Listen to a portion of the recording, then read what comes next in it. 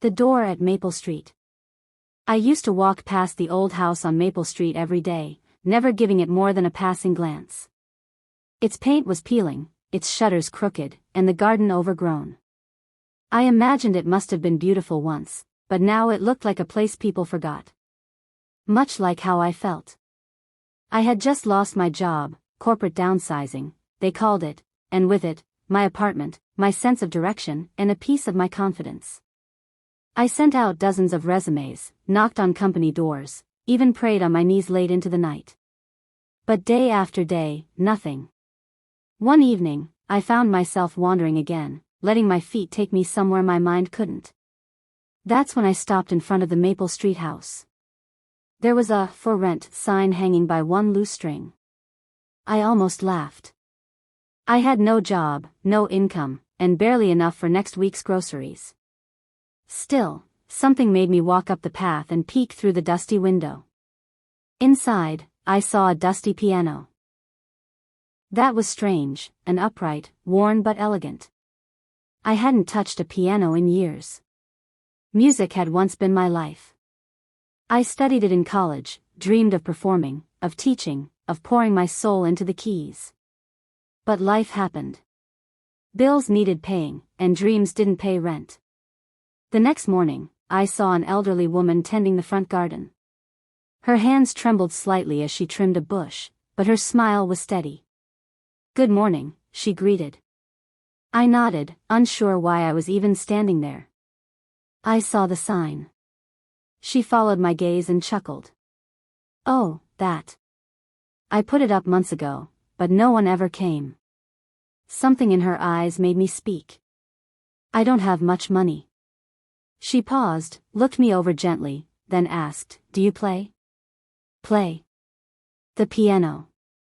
I saw you looking through the window." I hesitated. "I used to."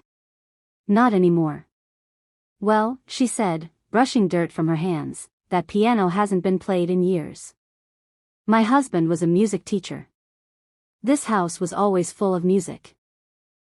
Students, songs, laughter. After he passed, it got too quiet. If you're willing to bring music back, the rent is negotiable." I blinked. "Are you serious?" She nodded. "I think God brings the right people to the right doors." Later that night, I thought about Revelation 3 verse 8, "I have placed before you an open door that no one can shut." I had tried every door I could find, big office buildings, shiny new startups, even part-time gigs at cafes. They all stayed shut.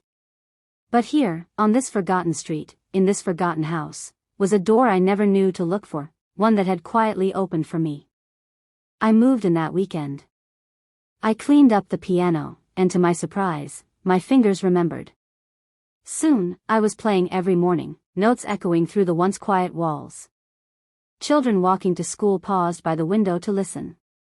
The woman, Mrs. Dawson, would hum along from the porch. She suggested I start giving lessons, just like her husband did. At first, I laughed it off. Me? Teach again? But one brave little girl knocked one day, her mother shyly behind her.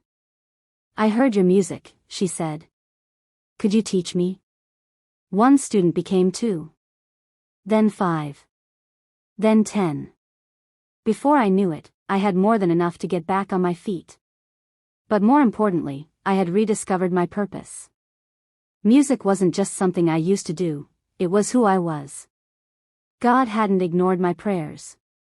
He had just been waiting for the right moment, the right door. Now, every time a new student knocks, I remember that old verse, and I smile. Sometimes the answer isn't behind the door we're banging on, it's waiting in a place we never thought to look. And when God opens a door, no one can shut it.